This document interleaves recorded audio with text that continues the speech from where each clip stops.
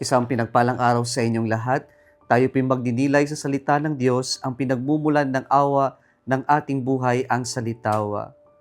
Mga kapatid, paano ba natin harapin ang mga taong may ayaw sa atin? Paano ba natin haharapin yung mga taong pinagkakaisahan tayo na siraan, na pabagsakin, na gawan ng maling akusasyon? Paano ba natin sila haharapin? Mga kapatid, sa ating mga pagbasa ngayon, damang-dama natin yung karanasan ni Propeta Jeremiah sa unang pagbasa ngayon at ng ating Panginoong Jesucristo na sila'y pinagkaisahan, na sila'y nais na patahimikin, nais na in fact ipapatay na lamang.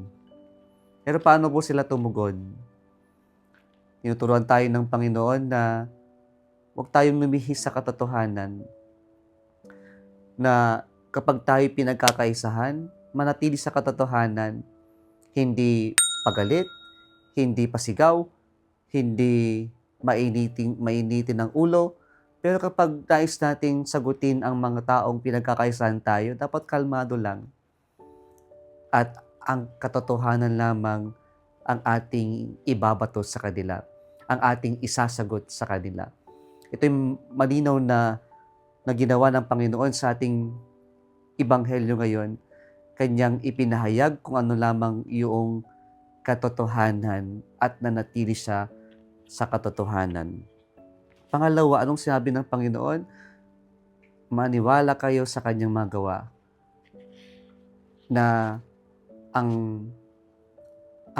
pagsagot ng Panginoon ay, tingnan ninyo yung aking mga ginagawa, yung bunga ng aking mga actions.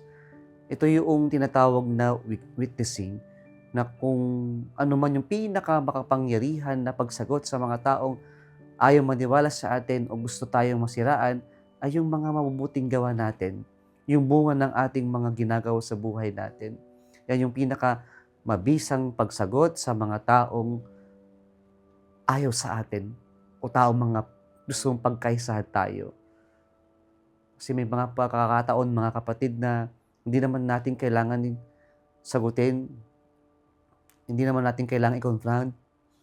Ang mahalaga ay ipinagpapatuloy natin yung mga magagandang ginagawa natin. Yun ay sapat na para patunayan at sagutin yung mga taong gustong siraan tayo. Kung nagustuhan mo ang video na ito, huwag kalimutang mag-like, share at mag-subscribe sa Salitaw Facebook page and YouTube channel. Muli isang pinagpalang araw sa inyong lahat.